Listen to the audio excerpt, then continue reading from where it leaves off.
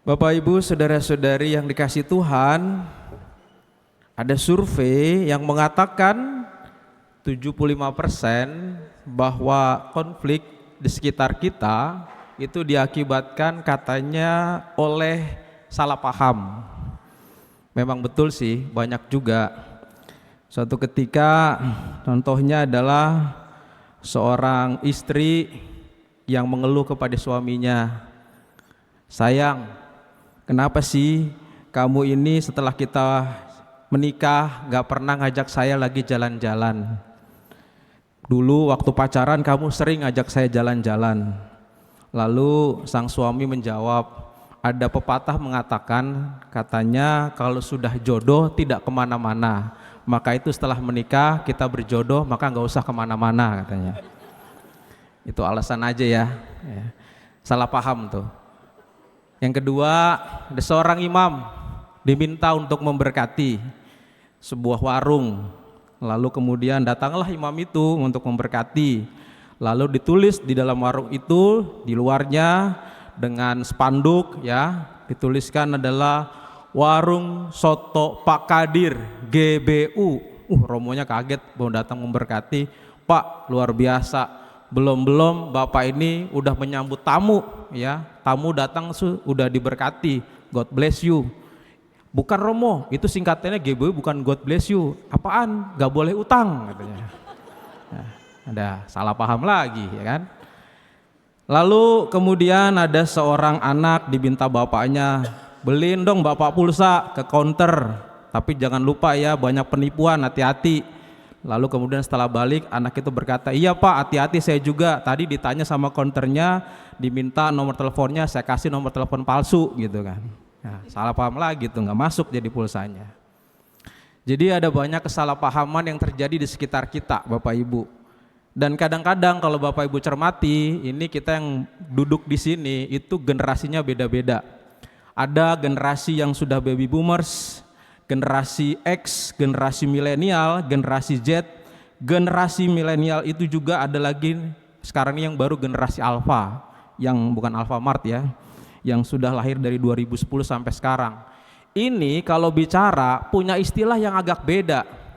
Paling-paling nih Bapak Ibu yang sebelah kiri udah saya perkirakan ya, oma opa ini mungkin lahirnya baby boomer 1946. Maka kalau saya kasih tahu istilah misalnya gempor, jadul, masih ngerti. Ini anak-anak yang sekarang yang lahir mungkin nggak ngerti apa tuh jadul, apa tuh gempor. Tapi kalau saya kasih istilah yang generasi alpha, istilahnya adalah sigma ya. Ya, lalu flexing, ya itu pasti tahulah. Skibidi, bingung lah, apa itu? Ya skibidi. Ini anak-anak yang milenial, yang anak generasi yang alpha ngerti itu skibidi apa tuh? Ya. Lalu sigma juga apa? Biasanya orang-orang yang keren dan superior ya. Lalu kalau generasi Z sekarang itu ada santuy aja Romo katanya. Jangan cepet-cepet gitu aja. Lalu ada istilah ghosting ya, mungkin yang sudah nggak tahu dah tuh.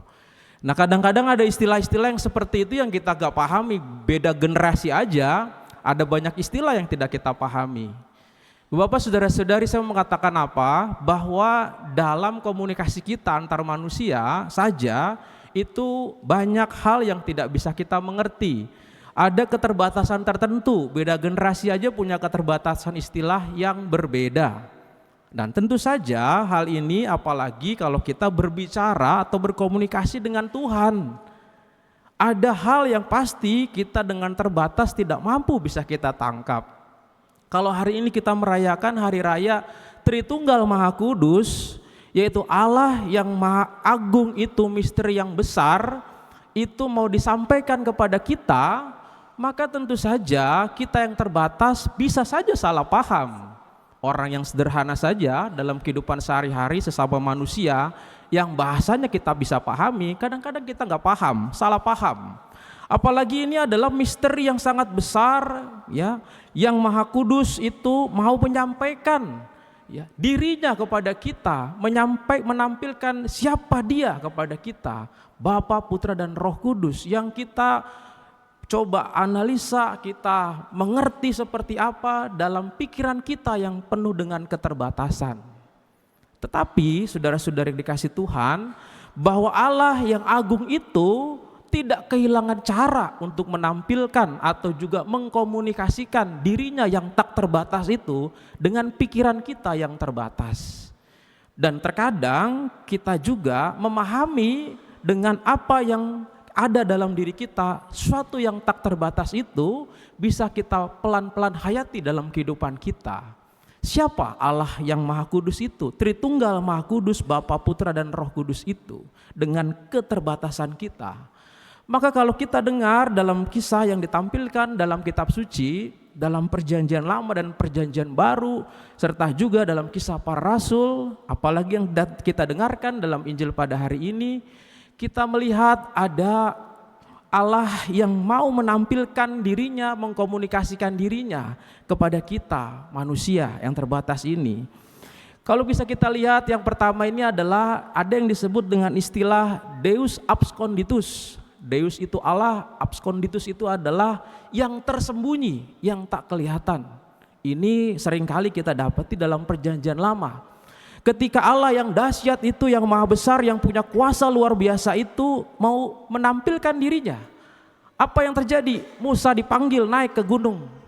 Ketika dia menampakkan dirinya, dia tidak bisa menampakkan dengan sesuatu yang begitu spektakuler, tetapi dia menampilkan dengan api yang membakar semak-semak, namun semak-semak itu tidak terbakar, berbicara kepada Musa. Dan hanya Musa saja yang bisa berjumpa dengan Allah dengan seperti itu.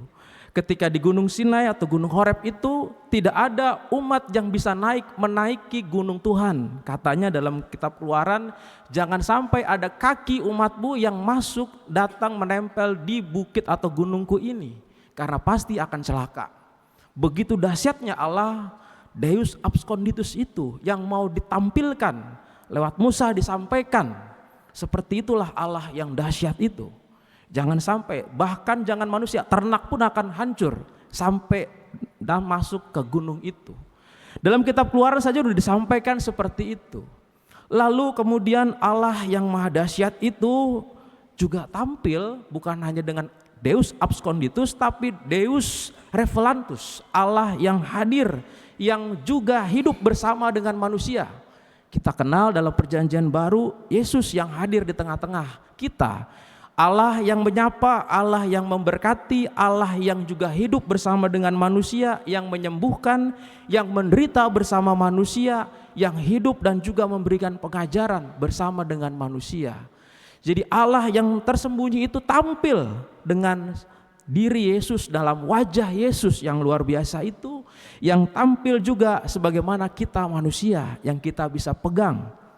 Namun itu kemudian Pentakosta kita tahu bahwa ia naik ke surga dan mengutus Roh Kudusnya. Maka yang ketiga ini Allah yang tetap hadir, Allah yang tetap menyapa, Allah yang tetap juga hidup ditinggal di antara kita. Maka pesannya pada hari ini Yesus mengatakan roh kebenaran itu akan menuntun engkau pada kebenaran, yang menuntun kita untuk melihat Allah yang hidup di sekitar kita, Allah yang tetap hidup bersama dengan kita. Jadi Allah yang tetap ada, yang menuntun kita untuk bersama-sama melihat kehadirannya. Maka Tritunggal Maha Kudus bukan sesuatu yang tentu saja dengan pikiran kita yang terbatas kita pikirkan dengan susah dan luar biasa, tetapi Allah yang mau tampil dengan cintanya, yang mau dengan terus-menerus hidup bersama dengan kita. Ketika zaman Yesus dia tampil dalam wajah putra, ketika zaman kita sekarang dia hadir dalam roh kebenaran yang menuntun kita kepada sang kebenaran itu. Maka kalau Yesus mengatakan tidak bisa semuanya kukatakan kepadamu karena engkau tidak bisa menanggungnya, itu Yesus paham dengan keterbatasan kita. Maka pelan-pelan dia memberikan roh untuk bisa menuntun kita menemukan Allah yang tinggal di antara kita, yang dekat dengan kita, yang hidup bersama dengan kita. Siapa itu pertanyaan? Itu bagaimana kita menemukannya? Suatu contoh kecil, ada seorang anak yang lagi kesulitan keuangan. Dia mau naik-naikan kelas, lalu orang tuanya nggak punya uang, dia pengen sepatu baru. harga sepatunya itu adalah 300.000 dan dia punya uang itu cuma 50.000, kurang 250.000. Dia berdoa kepada Tuhan dan tidak cukup sampai di situ, dia menulis surat. Lalu dia datang ke paroki, ke gereja, dia taruh surat itu di Gua Maria.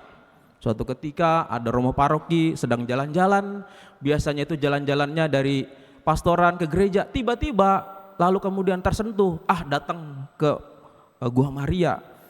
Biasanya cuma ke Gua Maria, cuma ngelihat dan berdoa di situ, kok langsung kemudian tersentuh. Coba lihat di bawah kaki Bunda Maria, ternyata dia menemukan surat itu. Lalu kemudian dia baca, dia lihat, ya Bunda Maria, tolong bantu saya pingin sepatu, sampaikan kepada putramu, saya punya duit 50.000, kurang 250.000, lalu tanda tangan. Lalu kemudian dia kasih tahu juga lingkungannya di mana gitu ya. Persis sama. Lalu pastor yang lihat itu membaca dan meminta rapat dewan paroki, siapa anak yang menulis ini gitu ya, di mana dia.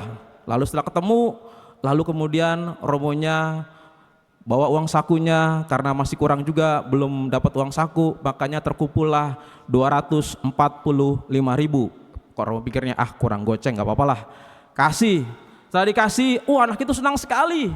Lalu kemudian dia berdoa, ya Bunda, terima kasih engkau mengabulkan doa saya, tapi lain kali jangan titip sama romo, dipotong goceng katanya. Namanya juga anak-anak ya. Bapak, saudara-saudari, hal yang sederhana, apa sih roh kebenaran itu? Ya iya, dia menuntun kita kadang-kadang untuk menemukan kebenaran. Anak itu menemukan Allah lewat ya romo tadi, dengan tak sengaja jalan-jalan ketemu surat itu. Kehadirannya tentu saja memberikan yang namanya wajah Allah. Dan tentu dia sendiri, romonya itu dituntun untuk bisa melihat, membaca apa situasi yang ada di sekitarnya, lalu kemudian menuliskan itu dan juga memberikannya ya. Jangan tanya siapakah romo itu, sebenarnya romo begitu ya. Nah, itu saya waktu itu ya. Tetapi saudara-saudari yang dikasih Tuhan, ketika kita berbicara mengenai roh kebenaran yang menuntun kita, kita dituntun untuk bisa menampilkan wajah Allah. Dan kadang-kadang kita dituntun untuk menemukan wajah Allah lewat sama kita. Saya dengan sederhana bisa mengatakan, Ibu Bapak, saudara-saudari yang dikasih Tuhan, sekarang saudara punya keluarga, punya anak yang juga anak bersyukur terhadap orang tuanya dan sebagainya, maka sadari itu bagaimana Allah menuntun perjumpaan Bapak Ibu sebagai suami istri. Mungkin ketemu pada waktu itu di rel kereta, mungkin ketemu pada waktu itu di kereta api, mungkin pada waktu ketemu dijodohkan di restoran.